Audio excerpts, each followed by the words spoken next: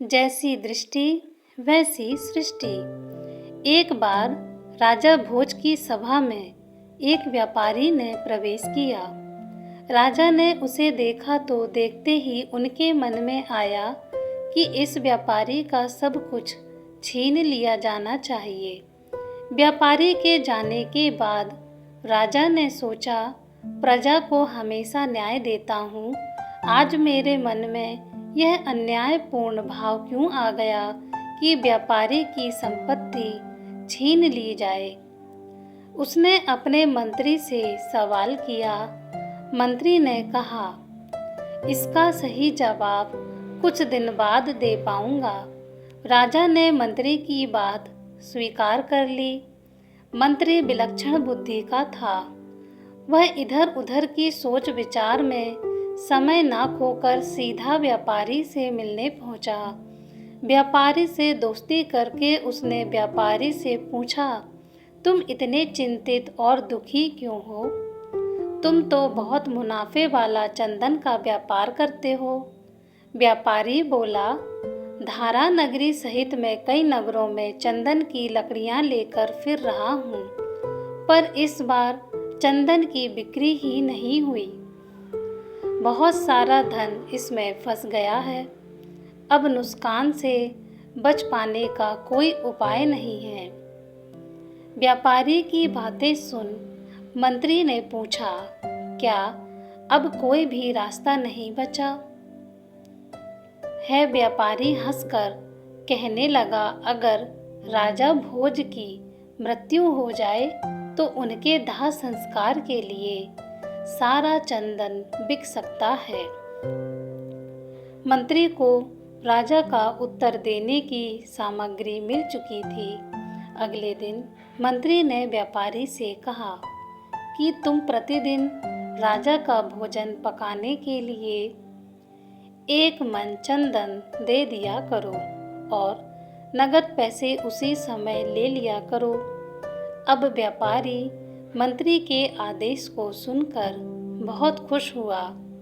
अब वह मन ही मन राजा की लंबी उम्र होने की कामना भी करने लगा।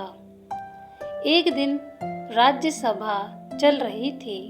व्यापारी दोबारा राजा को वहां दिखाई दे गया तो राजा सोचने लगा, यह कितना आकर्षक व्यक्ति है, इसे क्या पुरस्कार दिया जाए।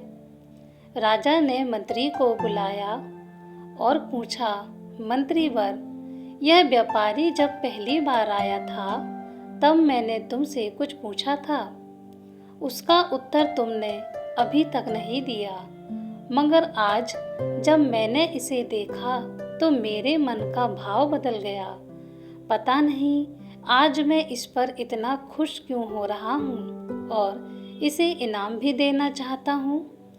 मंत्री को तो जैसे इसी क्षण की प्रतीक्षा थी।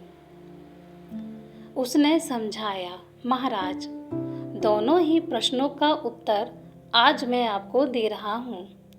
जब यह पहले आया था तब अपनी चंदन की लकड़ियों का ढेर बेचने के लिए आपकी मृत्यु के बारे में सोच रहा था, लेकिन अब यह रोज आपका भोजन के लिए 1 मन लकड़ियां देता है, इसलिए अभी आपके लंबे जीवन की कामना करता है।